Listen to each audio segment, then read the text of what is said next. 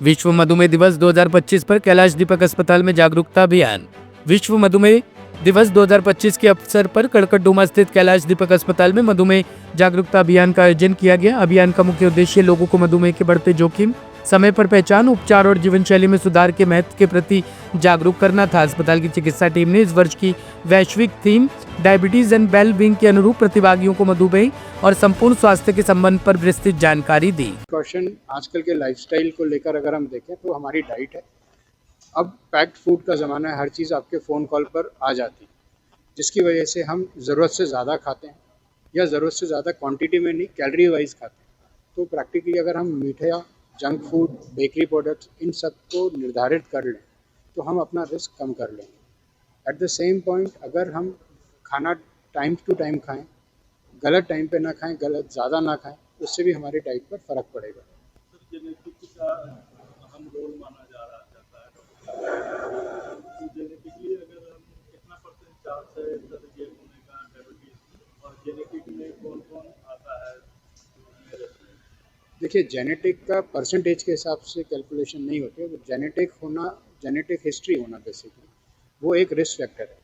तो उसमें ज़रूरी नहीं है कि आपके माता पिता ही, आपके भाई बहन हो सकते हैं, माता पिता हो सकते हैं, आपके दादा दादी नाना नानी हो सकते हैं, अंकल आंटी कोई भी, दोनों तरफ, चाहे वो मैटरनल हो या पैटर्नल हो, उन लोगों का भी जेनेटिक रिस्क, अगर वो लोग डायबिटिक हैं आपका रिस्क उतना ही है। एट द सेम पॉइंट आप इंडियन हो, वो भी एक जेनेटिक रिस्क है।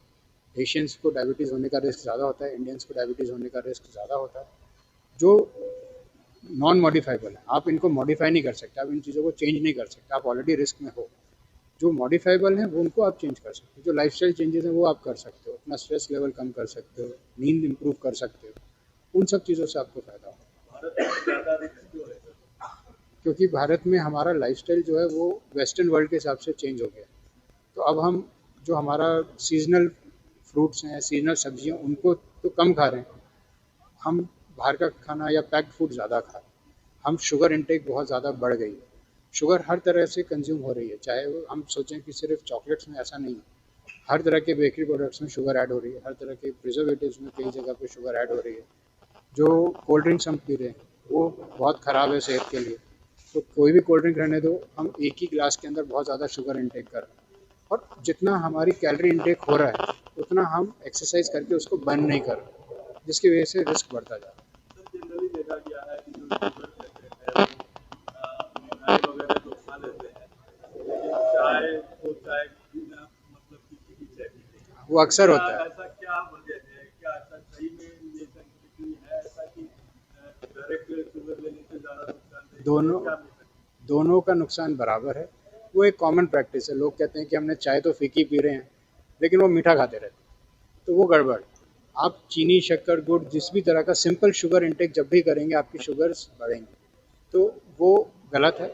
हाँ, ये ज़रूर है कि अगर आपकी शुगर्स बिल्कुल कंट्रोल में है और कभी कभार आप once in a blue moon आपने थोड़ा बहुत मीठा खाया है, तो कितना खाया, क्या खाया, वो ज़रूरी है। अगर आप खजूर खा रहे हैं, एक पीस खाएंगे कुछ नहीं होगा। वहीं पर आपने अगर कभी भी शुगर्स अगर कंट्रोल में है और थोड़ा बहुत आपने आइसक्रीम खाया है या कुछ भी केक खाया विदाउट क्रीम खा लिया, तो वो खा सकते हैं। लेकिन ये कहना कि मैं हफ्ते में रोज़ खाऊंगा तो वो शुगर बढ़ाएगा ही बढ़ाएगा। भारत में मौजूदा कितना परसेंट फ्री है और कितना रेशियो से ये बढ़ रहा है या घट रहा है, क्या हो रहा है? अभी जो रिसेंट डाटा अवेलेबल है उसमें लगभग 11.5% लोगों को डायबिटीज़ है और लगभग 15.5 से 20% के बीच में लोगों को प्री डायबिटीज़ है। ये तो एक डाटा बता रहा है, लेकिन वहीं पर ही कुछ स्टेट्स ऐसी हैं जहाँ पर ये नंबर डबल भी है, और ये तो वो हैं जिनका डायग्नोसिस पता है। जो अनडायग्नोज्ड है वो हो सकता है इससे डबल।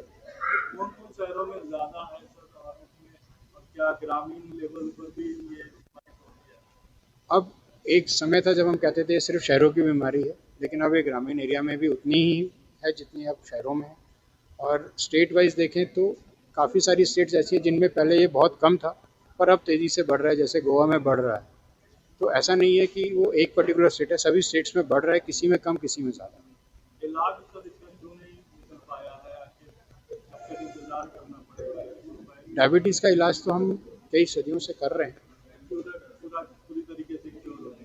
देखो, डायबिटीज़ को आप क्योर नहीं कर सकते, कंट्रोल कर सकते हो। और क्योर की अगर हम बात करें तो there is something like diabetes remission, जहाँ पर आप बिना दवाइयों के कंट्रोल में रख पाते हो।